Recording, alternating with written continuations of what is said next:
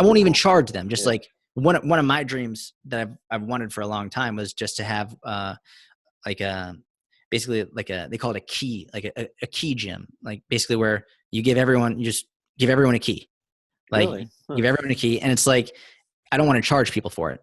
Like I'll have a super stock gym, and for me, I lived in Israel for a while, and when you're 18 years old, you have to go to the military in Israel. And I've always I wanted to get a house in Israel, and I wanted to open up a gym in my garage, have a nice gym, and let all the local kids come for free in preparation for the army. And that was my dream for a while. And I'd still like to do that. I don't know how realistic it is at this point, but I would love to have just a gym that whatever local community I'm in, people can come for free and just all have a key. And it's a lot of trust. You're sort of trusting that people aren't going to steal stuff or leave stuff a mess. But that's what I would love to have eventually, just like a great community and a great place for young kids to come and adults to come and get good coaching and have good equipment and good access without having to pay for it. I feel it's funny that you said that you got burnt out of personal training, because some people will think that you'll be more burnt out by doing online, by being on the computer all the time. But actually being in relation with a client is often very, very, very demanding mentally. It can affect your mental health in many ways, obviously. Especially if you're like an empath and you take on the emotions of the people you're working with. And this was one of the things I really struggled with a lot when I first started coaching, because when you're coaching people, they're talking to you, they're telling you what they're struggling with. And I think a lot of people get into coaching because they want to help people. And so when you're working with people who are going through very difficult things and they're expressing it to you and they're sad or depressed or lonely, whatever it is, you want to make them feel better. And oftentimes you take on their emotions, and it can be very draining and very difficult. And I've always said, if I have coaches that work for me in person, I would put a cap on how many clients they could see in a day, probably no more than 4 per day and no more than 2 hours in a row. Just because any more than that, you can't give your best as a coach. You can't. If you're seeing people 3 hours in a row or 6, 7, 8 clients in a day, which I did, it's brutal. And you have a cup of empathy. You start off with your day, your empathy cup is full. By the end of the day, it's drained. And there's only so much that you have. So generally I found after 4 clients, you have no more. And if you do that it's why most coaches, they burn out after a year of coaching, because they can't do it anymore. Waking up early, going to bed late, split shifts, so much work with one-on-one clients. It's very difficult. I kind of tried this strategy before everything happened, and it was only doing the personal trainings on I did 2 or 3 days a week, and the rest of the week was either creating content or doing the online stuff. And I felt that was so balanced, and I was just whoa, am I okay here? Am I on the right path, or yeah, just burnt out by all the rest? 100% with you. Yeah.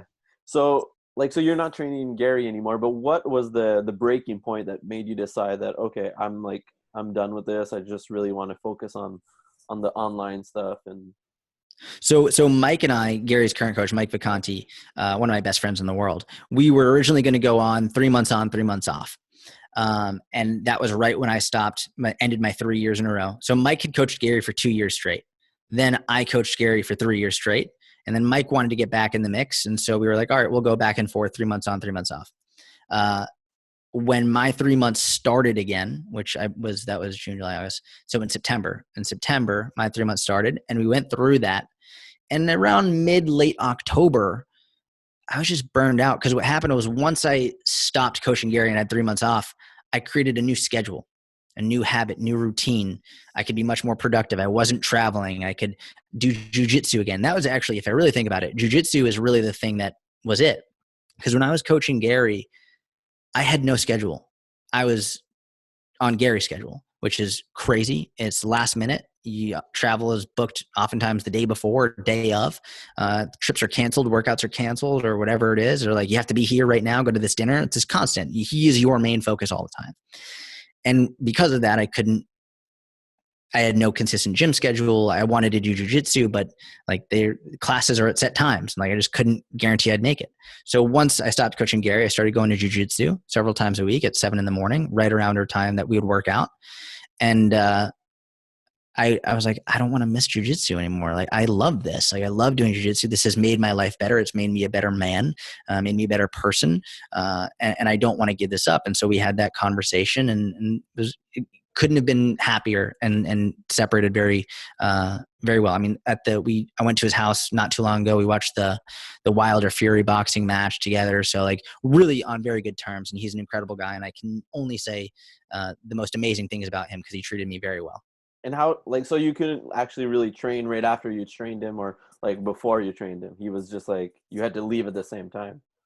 Well, so coaching Gary is somewhere between 6 in the morning to 7:30 in the morning, somewhere in that range. Even if it's in the calendar for 6 or 6:30 or 7, I might get there. And I mean, you got to remember, he might have not went to bed until 2 or 3. So he might text me and he'll be like, hey, I'm going to push another hour. And so now I have to wait, and I have to wait for Gary to start whenever he wants, because that's what Gary's paying for, someone to basically be his sole coach.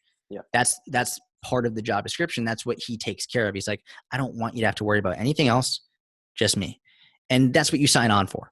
And so it wasn't unfair at all. It was very fair. It was very clear. That's what was laid out, but it was very worth it. But after a certain point, there's diminishing returns, especially when I want to have other focuses in my life. And my business, it grew a lot from it. I grew mentally and emotionally from it. I learned a tremendous amount. My physical health went down to the drain. Just like nutrition habits went to shit, training went to shit.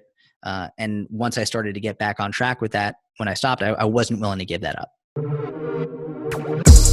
I am chopped and screwed, R.I.P. to Pimp C. You think I was from Texas, but I come from Tennessee.